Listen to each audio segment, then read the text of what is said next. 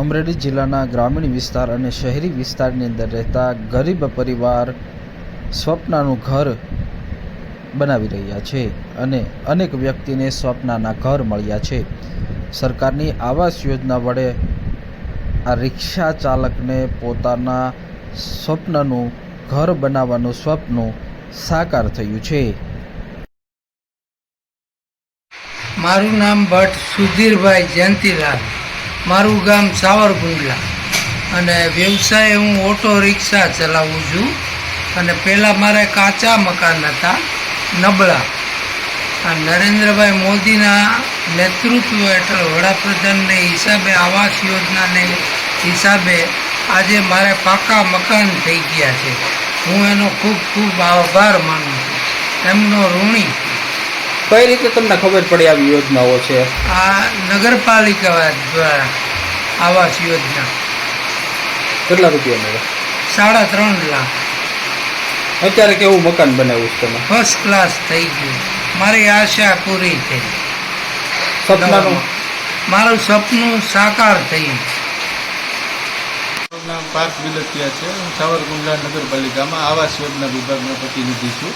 આ ભાઈનું નામ છે સુધીરભાઈ ભટ્ટ। હવે એમને લોકોને પહેલાં જર્જરિત મકાન હતું, પછી એમણે આપણે આવાસ યોજનામાં ફોર્મ ભર્યું અને પછી પાસ થયું એમનું ફોર્મ અને 3.5 લાખ રૂપિયાની સહાય મળી છે।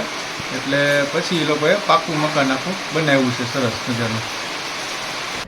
સાવરકુંડલા શહેરમાં રહેતા ભટ્ટ સુધીરભાઈ જયંતિભાઈ કે જેઓ સાવરકુંડલા શહેરમાં વર્ષોથી રહે છે। સાવરકુંડલા શહેરમાં તેઓ રિક્ષા ચલાવી પોતાનું ગુજરાન ચલાવે છે।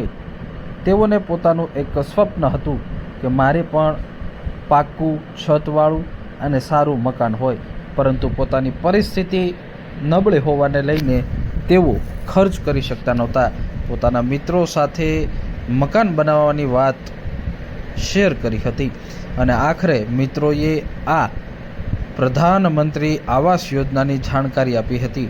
ત્યારબાદ તેઓ દ્વારા નગરપાલિકા કચેરી ખાતે જરૂરી દસ્તાવેજી કાગળિયો પૂર્ણ કર્યા હતા અને ત્યારબાદ તેઓને આવાસ યોજનામાં લાભ મળ્યો હતો અને આજે પોતાને સ્વપ્નનું ઘર બનાવ્યું છે।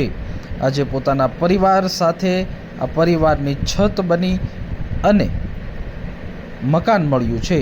જેઓ સાવરકુંડલા શહેરના ગુરુકુળ વિસ્તારની અંદર રહે છે અને સંઘર્ષભરી આ એઓના જીવનની અંદર પોતાના સ્વપ્નનું સાકાર થયું છે, ઘર મળ્યું છે।